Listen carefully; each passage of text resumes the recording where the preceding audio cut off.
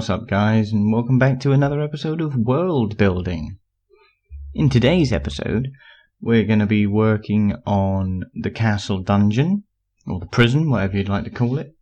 And we'll also start work on an armory for the castle as well. And then, if we've got time afterwards, we'll head off down into the cave system and start working on some of the cave dweller homes underneath. So this is where the stairwell is going to take form, and that's going to dig us down in underneath the bathhouse here, and that's going to form our prison, and our armory is going to be down there as well. So without further ado, let us begin.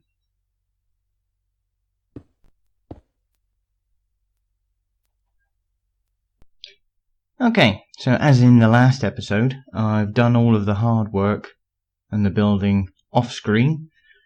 And now I can just zoom in and show you guys the finished product.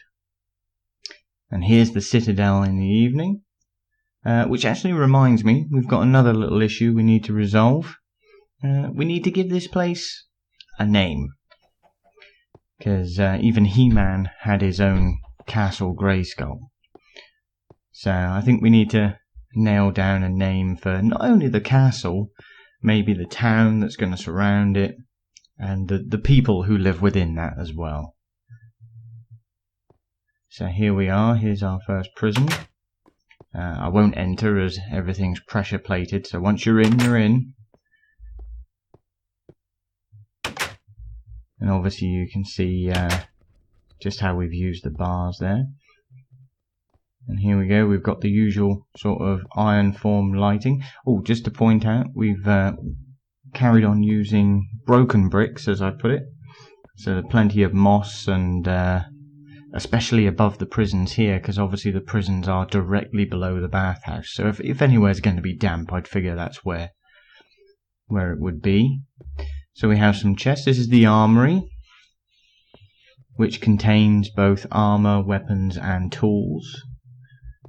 With a small enchantment table at the end. Obviously an anvil. I figured if there's weapons here, there'd be some sort of blacksmith type procedural place. And a cauldron as well. Again, using the underfloor lighting with the blue tinted glass, as we see outside. But obviously modified to work in an indoor environment. They're much shorter. And obviously in the prison cells, we have the lights sunken into the wall. So that's that. And obviously this corridor is quite well illuminated.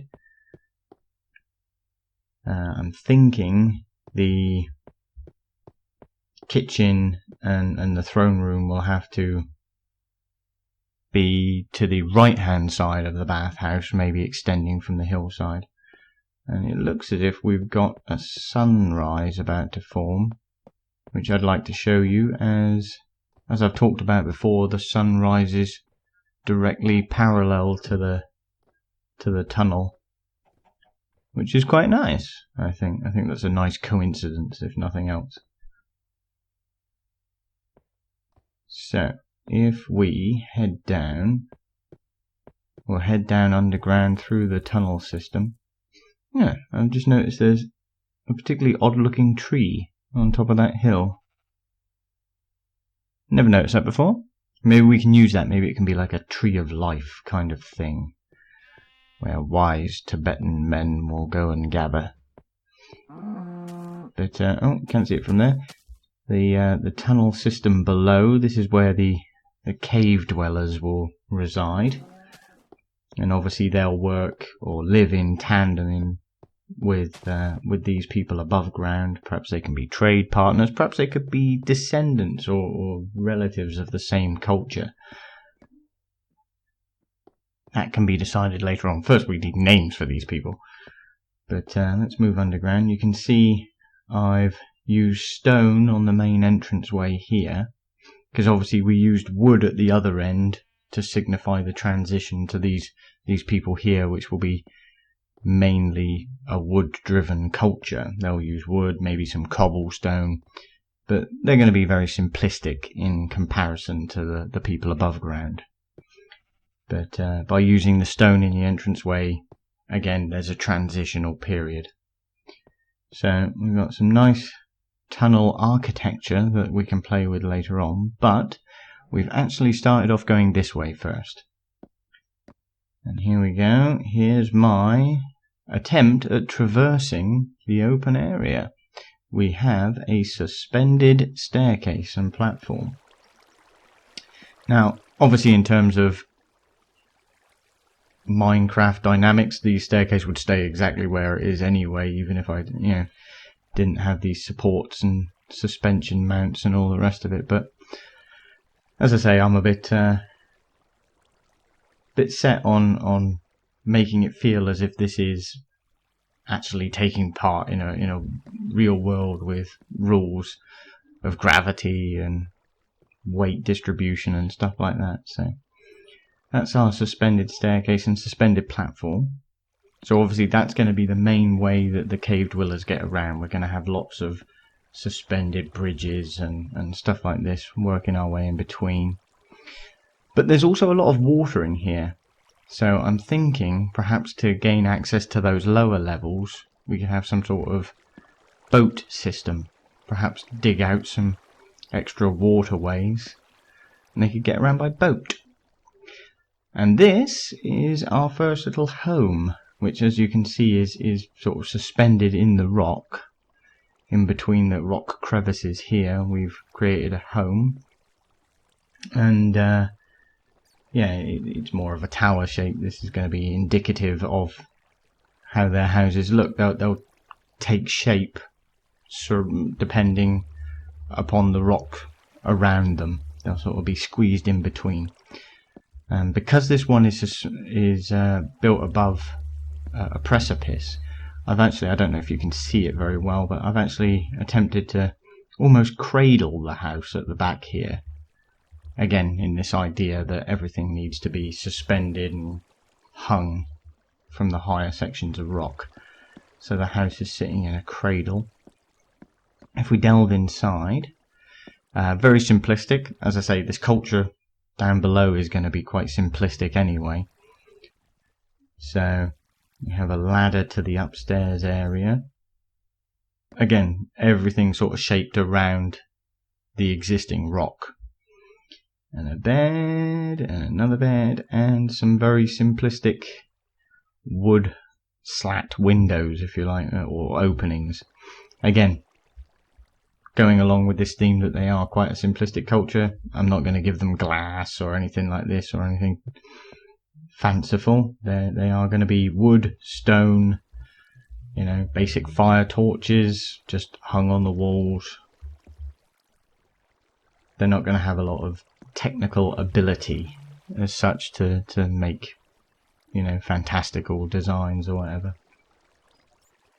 But yeah, so there we go. Like I say, perhaps we could have a dock there, some sort of boating dock where they could pick up boats and just float down rivers and get to the lower levels, and perhaps that's going to be another mode of transport for them around here. I think it'd be quite cool if we had a system of aqueducts, if you like, or something like this, that they could just boat around, obviously to go along with these suspension bridges and platforms.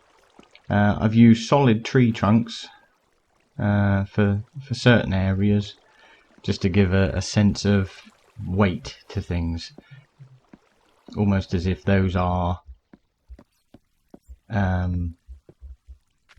there to bear weight, really. So we've got more tunnels down here. These are all going to get explored and expanded upon.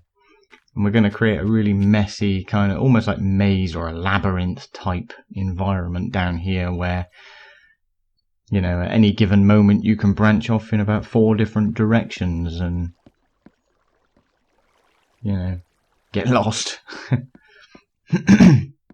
So, if we head back up here, what I'd like to do is just show you a bit more of the land surrounding and give you a bit of an idea of some of my ideas of what we're going to do next and where we're going to go. So this land here, close to, is going to form the village for this above land culture.